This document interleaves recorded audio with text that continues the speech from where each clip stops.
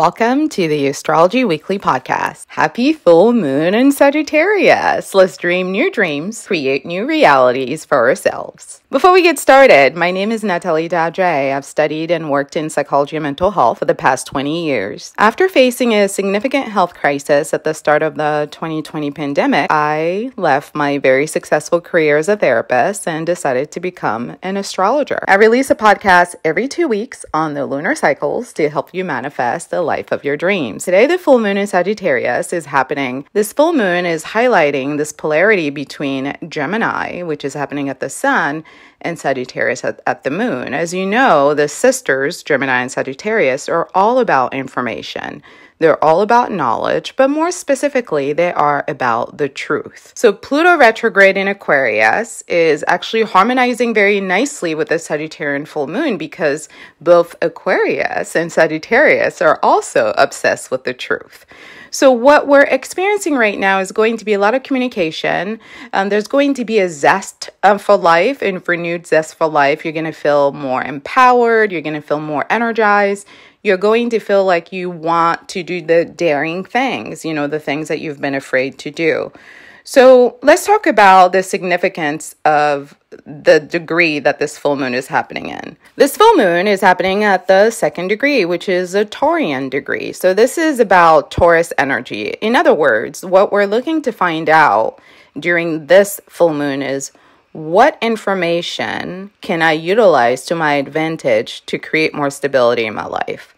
What are some pieces that I have currently in my life that do not lend to me feeling more secure, but that I have not been acknowledging as such? We all have a tendency to lie to ourselves when we don't want to rock the boat. Sometimes we know there's some things that we need to do that we don't want to do because it requires change. And even when we're ready for change can be very scary because change literally throws us upside down. And it's not a feeling that a lot of us embrace. And, I don't know about you, but for many of us, as we get older, change becomes even a scarier thing that we want to take on.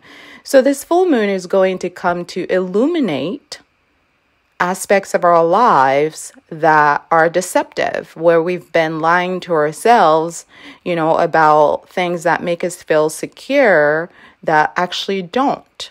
So what you're going to notice is an emphasis on reframing, looking at things differently, looking at people, places, and situations that do not lend to us feeling more secure. Because sometimes things can look a certain way, but then when you investigate how they actually perform, you get a very different answer. You've heard that quote before, movement doesn't mean progress. So we're looking to find out what actually makes me feel secure and what does not. And we're looking to be honest about that. This polarity between Sagittarius and Gemini is forcing the conversation from two angles. Gemini, as the younger version of Sagittarius, is here to illuminate the facts in the physical realm. Gemini is very adept at noticing the details of things. Gemini rules the higher mind in astrology. So it's all about what is a fact, what is scientifically the truth, and what is irrefutable in the physical realm, okay? Now, Sagittarius on the other end rules the lower mind, and the lower mind is all about what do I know intuitively that isn't necessarily factual. This is why Sagittarius is such a creepy zodiac sign for a lot of people, because Sagittarius can just know things without asking the question. They just have an inner knowing about things. Sagittarius knows when they hear a lie without having the receipts to back it up. So lying to a Sagittarius is never a good idea because Sagittarius rules information gathering. Sagittarius is a truth seeker of the zodiac. Sagittarius is the intellectual explorer of the zodiac. What Sagittarius has that Gemini doesn't have is that they're able to understand information both on the physical level and on a spiritual level. Gemini is merely able to understand it on the physical realm. So what's going to happen is we're going to get illuminated with truths. And this illumination will force us to understand, what does truth really mean to us? What do we inherently know that we've been rejecting? And how can we push ourselves to look past those boundaries that we've imposed for ourselves to see the possibility of feeling more secure outside of those boundaries? A lot of times the freedom, the success, the growth, the new beginning, the new story that we're looking for requires that we be willing to close doors. It requires that we be willing to part ways, that we be willing to see what is false and to say goodbye to that. And that's something Sagittarius is very keen at. Most people who have a Sagittarius in their lives would tell you that these people are constantly cycling through new realities because Sagittarius does not mind letting go of what no longer serves us. So we're going to be brutally pushed into this energy because with having it at the second degree, the Taurian degree, we're going to be forced to face the shaky grounds or the shaky foundation of our relationships, of our environments, the shaky foundations that we have within ourselves. And we're going to be forced to, come to terms with this conflict between intuition and logic, between faith and facts, because the truth is often somewhere in between both those things. There are lots of things that are true that cannot be backed up by science right now. And there are a lot of things that are backed up by science right now that aren't necessarily true.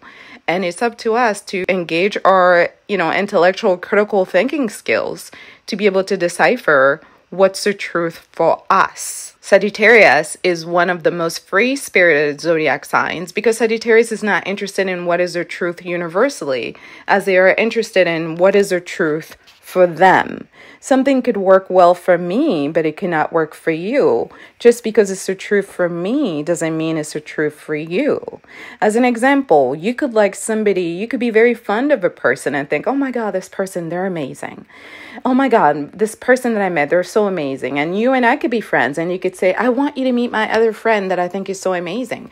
And I can meet this person and I could just find their energy to be grating. Everything about them can be irritating to my spirit. Who will be the most impacted? Now, does this mean that this person going to be the mutables? Amazing? So No. Sagittarius It just rising, means they're not amazing Virgo rising, to me. Gemini rising, and So Pisces for rising. Sagittarius also, and Gemini, specifically the people who have truth is Sagittarius relative sun, to moon, what or rising, they need, and anyone what who they has want, Sagittarius and what degrees lends in their to natal their chart, that would personal be the sense of 9th and security. 21st degree. And wherever in your natal chart you have Sagittarius placements, you're going to also experience some movement. And what I mean by movement is out with the old and in with the new, okay? Now let's talk about how all 12 zodiac signs are going to be impacted. If you are a Sagittarius rising, this moon is falling in your first house. So for you, it's going to be an ego death. A death of ego means that you're going to be going through a process of reevaluating yourself, your appearance, your body, your perception of yourself, your attitude, your identity, your approach to life, your goals, your desires. Like, who are you really? Are you who you want to be, or are you who others have wanted you to be? Is it working for you? Is it not? This is a time to assess all of that. So you're going to be going through the biggest shifts out of everybody. The same goes for Capricorn rising. Capricorn rising, this falls in your 12th house. You are going through a spiritual death. So it's going to be a time for you to reconnect with your faith, with your spirituality. The answers that you're looking for are hidden from you because they're not in the physical realm. They are in the spiritual realm. The 12th house rules Pisces. Pisces is all about all things that are hidden due to Neptune energy. So it's going to be about you paying attention to your dreams, you paying attention to psychic downloads that you get. You're naturally psychic. Capricorn, you are, because you're the sister of Cancer. So it's about you accepting the truth that comes up in your gut. And I know it can be jarring when the truth that comes up in your gut is very different from the truth that you want to feel and you want to believe, but this is about growth, and growth is a bit painful. For you, Aquarius, it falls in your 11th house. You're being asked to redefine what does a community mean to you. Are you in communion with people that are socially aware? Are you in communion with people that are humanitarians? Are you in communion with people that are technologically minded? What are your hopes for the future? What are your wishes for the world? Are you surrounded by people who share the same wishes? If not, it's time for you to get a new circle of friends. Moving on to Pisces rising. Pisces, it's time for you to stop playing small. I need you to get big. I need you to get broad. I need you to take up space, to be brave, to be bold, to allow success to be yours. I need you to stop denying yourself the spotlight. I need you to own the spotlight, to be comfortable thinking about long-term plans, long-term goals. The focus for you is on your career, your public image, your reputation. Don't be surprised if daddy issues come up during this time for you. Don't be surprised if you learn some new information about the men in your family. This is going to be a time for you to make peace with the level of public acknowledgement you want to get based on the work that you do. If your current career is not giving you the light that you deserve in the public acknowledgement, it may be time to look for a new job. Aries rising. Aries, you may have recently gone on a trip, or perhaps last time you went on a trip, you had an idea about something that you wanted to do. That idea has not seen the light of day. I need you to get back to that. The beautiful thing about Pluto retrograde in Aquarius is that it's bringing out this kind of like rebellious energy, which, Aries, you're very familiar with. You, Aquarius, Sagittarius, Gemini, these are all the rebels of the zodiac. I need you to embrace the information that you've gathered from your last travels or your last exploration, and I need you to be willing to do the thing that you're afraid of. I need you to be willing to go on this new adventure and to discover new things about yourself so you can incorporate them into your personality.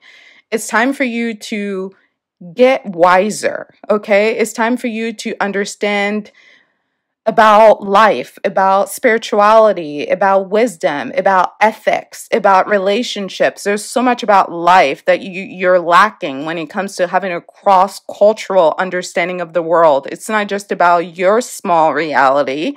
It's about the reality of over 8 billion people. So it requires that you step outside of your comfort zone, broaden and open your mind to see how life is really playing out on a deeper level and incorporate some of that wisdom in how you do things.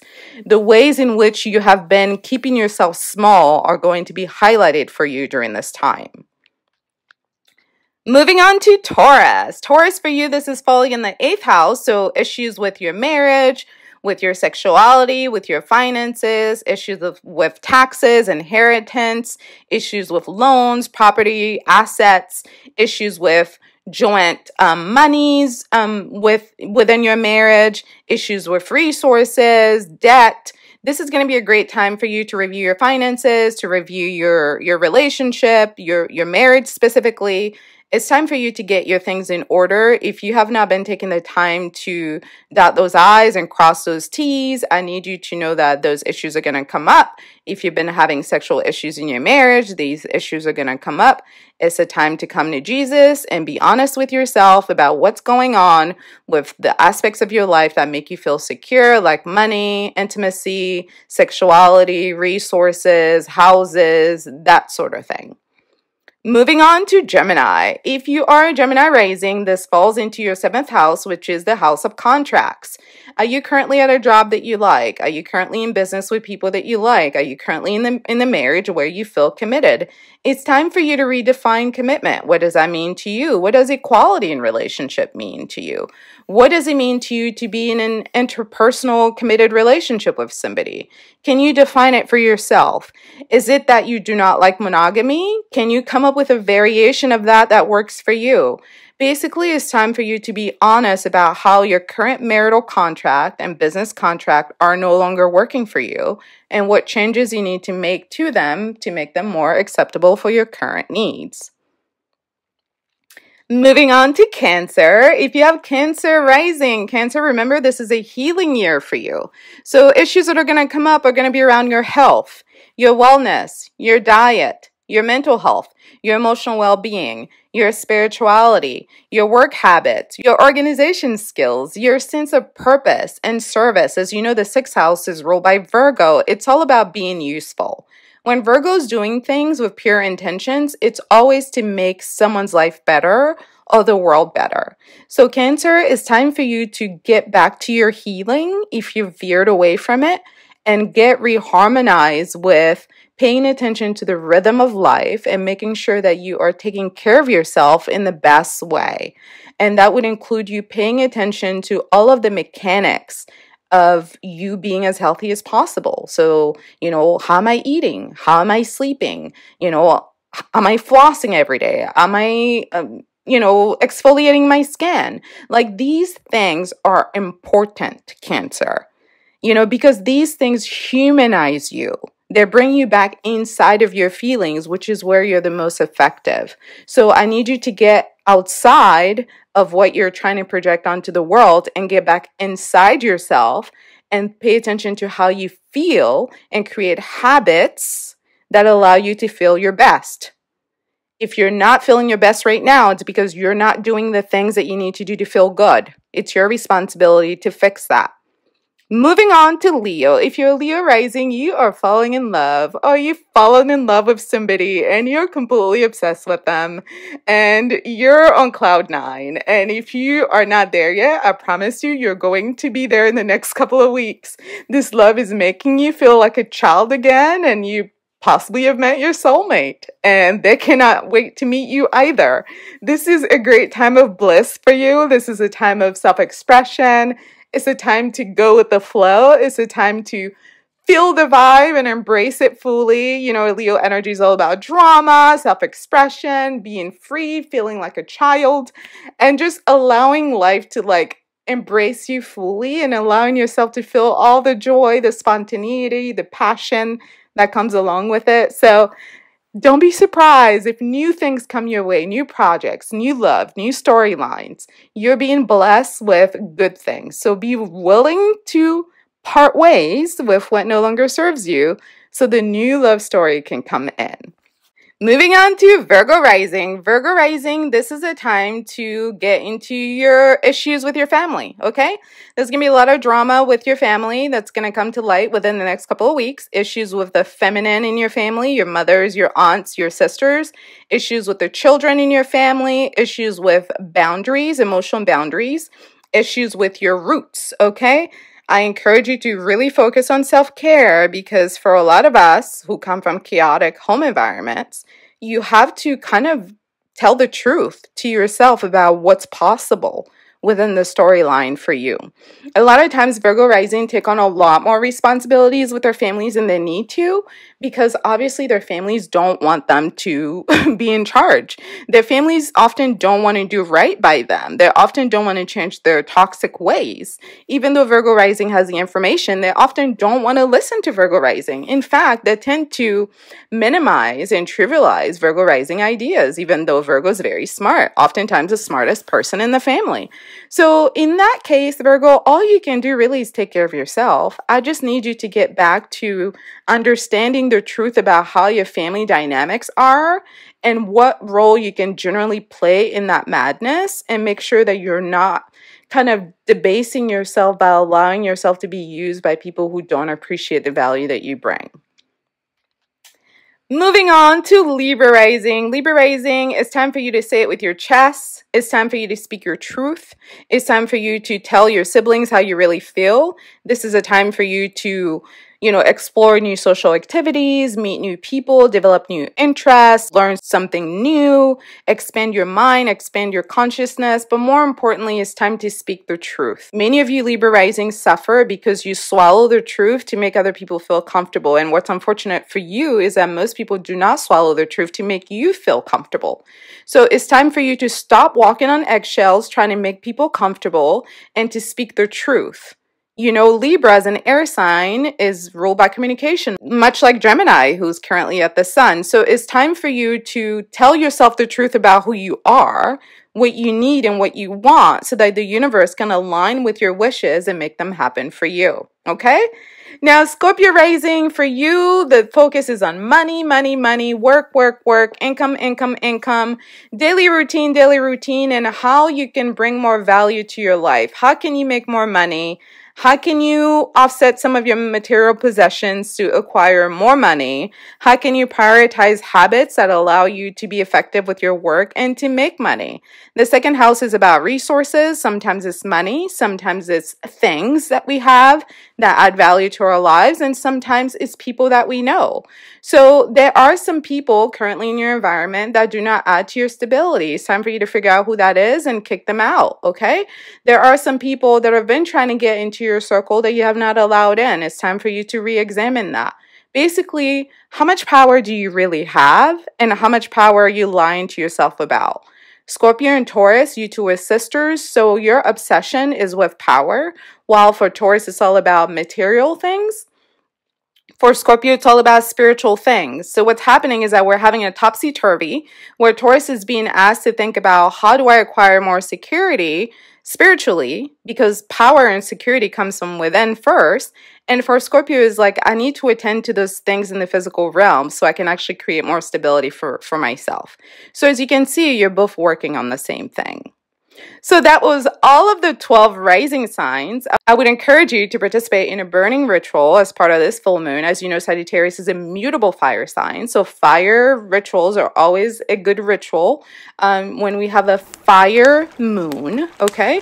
Or you can do a ritual that aligns with your specific Mars sign. As you know, in astrology, we manifest with our Mars. So it's up to you whether you want to go with the energy of the new moon or whether you want to use your energy at the Mars sign to manifest any of your dreams. But the best way to manifest with this full moon in Sagittarius is to make a list of the things that you've identified that are no longer working for you in that particular area that we just discussed, and to burn it. And then I would like for you to journal about what you would like to see for yourself 6 months from now. Many of these lessons that are being taught to you right now are lessons that started being taught to you 6 months ago. So this is a combination of things that you've learned over the last 6 months. So it's time to be honest with yourself about the information that the universe so graciously bestowed upon you via Gemini and Sagittarius, and to do the brave thing of utilizing this information to move forward in the direction of your dreams. And I know success can be scary for some of us, but I want to encourage you to go and do the scary thing so that you can see yourself live through it. Okay?